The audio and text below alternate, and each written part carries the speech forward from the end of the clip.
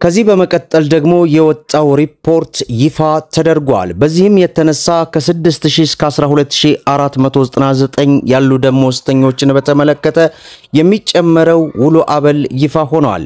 በተመሳሳይ መልኩ ከ12500 እስከ 17999 ያሉ ደሞዝተኞችንም በተመለከተ የሚጨመረውን ጭማሪ ይፋ ተደርጓል። ከ18000 በላይ ያሉ ደሞዝተኞችንም በተመለከተ በሰንጠረዥ ላይ ተቀምጧል። ዝርዝር መረጃውን እስከ መጨረሻው ይከታተሉ። ሰላም ጤና ይስጥልን የተወደዳችሁና የተከበራችሁ የቻናላችን ተከታታዮች እንደምን አላችሁ?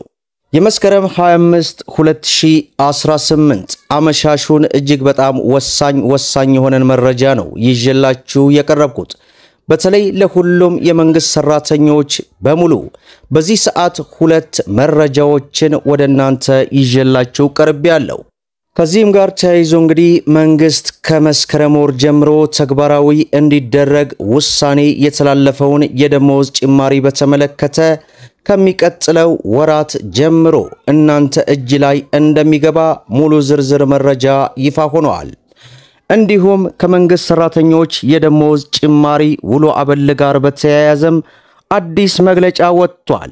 በዚህም የተነሳ እንግዲህ ከ6000 ደሞዝተኛ ጀምሮ እስከ ከፍተኛ መጨረሻ ያለው ሰንጠረዥ በዚህ ሰዓት ከእጃችን ገብቷል።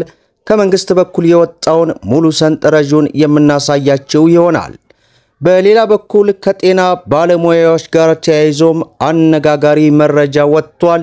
ይህንና መሰል መረጃዎችን በዚህ ሰዓት ወደናንተ እናደርሳለን። ቪዲዮውን ላይክ፣ ቻናሉን ሰብስክራይብ ያደረጋችሁ እስከ መጨረሻው ድረስ አብራችሁን ቆዩ። እንግዲህ ክብራን ተመልካቾቼ ቪዲዮውን እስከ መጨረሻው ድረስ በትዕግስት ለመከታተል ሞክሩ። እጅግ በጣም ወሳኝ የሆነ መረጃ ነው። በተለይ የወጣውን ሙሉ ሰንጠረዡን ወደናንተ በዚህ ቪዲዮ እንግዲህ የምናስቀምጥላችሁ ይሆናል። እናንተ ስክሪንሾት ያደረጋችሁ ሙሉ ጭማሪውን ከነ ማስረጃው እንግዲህ መመልከት የምትችሉ ይሆናል። ከመንግስት ተሿሚዎች በስተቀር ከፌደራል እስከ ቀበሌ አስተዳደር እርከን ድረስ በአገር አቀፍ ደረጃ በዜግነት ኢትዮጵያዊ የሆነ በቋሚና ጊዜያዊነት ወይንም በኮንትራት ተቀጥረው የሚያገለግሉ የመንግስት ሰራተኞች ላይ ተፈጻሚ እንዲሆን ነው ደብዳቤው ያስነበበው። በዚህም የቀን ውሎ አበል ክፍያ አፈጻጸምን በተመለከተ የቀን ውሎ አበል ተመን የሚሰላው ከአንድ ቀን የውሎ አበል ክፍያ ውስጥ ለቁርስ 10%፣ ለምሳ 25%፣ ለራት 25% እና ለአልጋ 40% በመመደብ ነው። መንግስት ሰራተኞች የቀን ውሎ አበል አከፋፈል ሰራተኞችን በደሞዝ ደረጃቸው በ3 እንደሚከተሉት በመከፋፈል አስቀምጧል።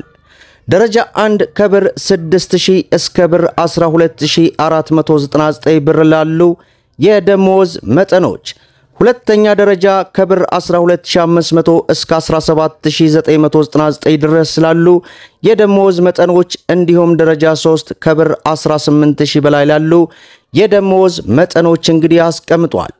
ማንኛውም የመንግስት ሰራተኛ ከመደበኛ የሥራ ቦታ ውጭ ወደ ሌላ የሥራ ቦታ ለሥራ ጉዳይ ሄዶ በዕለቱ መመለስ ካልቻለ ለሥራ ተሰማርቶ ቁርስ፣ ምሳ፣ እራት በተመዘገበበት የክልል የዞንና የወረዳ ከተማ ወይንም የከተማ አስተዳደሮች እንዲከፈል የተመደበውን የውሎ አበል ክፍያ ለእያንዳንዱ ቀን በደሞዝ መጠናቸው መሰረት በዚህ መመሪያ ከሰንጠረዥ ላይ የተቀመጠ ነው። እንግዲህ ሙሉ ሰንጠረዡን እናንተ ተመልከቱት።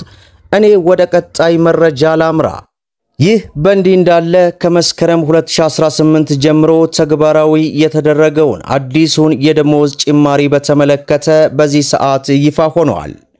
ከሁሉም ለሚመለከታቸው አካላት ጋር መግባባት ላይ ለተደረሰው ከመስከረም 1 ቀን 2018 ጀምሮ የተስተካከለው ጭማሪ በመስከረም ወር መጨረሻ ከሚከፈለው የመስከረም ወር ደሞዝ ጋር እንዲከፈል መንግስት አመራር የሰጠ መሆኑን የሲቪል ሰርቪስ ኮሚሽን ኮሚሽነር ዶክተር መኩሪያ ኃይሉ ገለጹ። ከቅም በላይ በሆነ ምክንያት ከመስከረም ወር ደሞዝ ጋር አብሮ ባንከፍልም እንኳን የመስከረም ወር ጭማሪ መጠን በጥቅምት ወር ውስጥ ይከፈላል ማለታቸው ተገልጿል። ማንኛውም አይነት ተቀናናሽ ባለመብቱ በማመልከቻ ፎርም ካልተፈቀደ በስተቀር ከወርሃዊ ደሞዙ ላይ መቀነስ የተከለከለ መሆኑን በመንግስት ሰራተኞች አዋጅ ቁጥር 1353/2017 በግልጽ መደንገጉን በዚህ ሰዓት የወጣው ሪፖርት አስነብበዋል። በሌላው መረጃችን ከጤና ባለሙያዎች ጋር ተያይዞ አነጋጋሪ መረጃ ወጥቷል።